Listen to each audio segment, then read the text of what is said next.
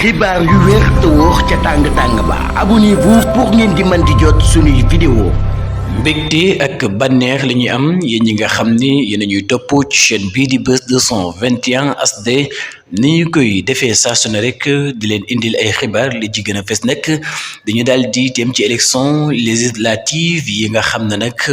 moom la ñu daal di dëtmal gis nañu benn communiqué bu jugee ci Diao 2024 maanaam El Hadji Mame Boye Diao moom nag la mu cay xamle du leen lu dul bokkoon na ci élection présidentielle yu 2024 yi nga xam ne moom la ñu jàppoon ci le 24 mars njiitu réew mu fi woon jàppoon ko moom nag bokk na ci élection yi nga xam ne ci la njëkk a participer fii ci réewum Sénégal loolee nag ba mu amee ñi nga xam ne nag ñoom ñoo di askan wi dañu daal di choisir ki nga xam ne moom moo di Bassirou Diomaye Diakhar Faye di président bi nga xam ne jamono ji moom moo fi daal di nekk te loolu la nag des na mu di élection législative yi nga xam ne nag moom la ñu daal di dëtmal fas yéene naa jàppale li nga xam ne nag moom moo di pouvoir bi ngir ñu am li nga xam ne moom moo di majorité foofee ca pencum ndawi réew ma la ko waral nag du leen lu dul nee na daal dañoo war a tabaxaat li nga xam ne nag moom moo di Sénégal gu bees te loolee nag ñi nga xam ne ñoom ñoo fi nekk jamono ji daal di nañu koy def ba tax na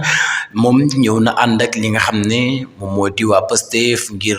dem foofee ca pencum ndawi réew ma comme communiqué bi nga xam ne nag génn na loole rek la daal di xam ne dana daal di jàppale ki nga xam ne moom moo di Ousmane Sonko ànd ak moom ñu am fi nga xam ne moom moo di majorité foofee ci assemblée nationale waaye itam di leen fàttali ni ki nga xam ne moom moo di Mame Boye Diao nekkandoo woon na ak ki nga xam ne moom moo di Bassirou Diomaye Diakhar Faye ak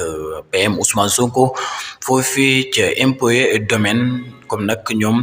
ki nga xam ne moom moo di Mame Boye Diao jël na décision ngir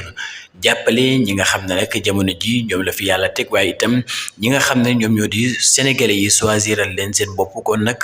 législative yi moom Mame Boye Diao fas yéene wut banque li nga xam ne moom moo di ay yoxam waaye dafa bëgg a gën a dooleel ñi nga xam ne nag ñoom ñoo di waa Pastef foofii ca pencu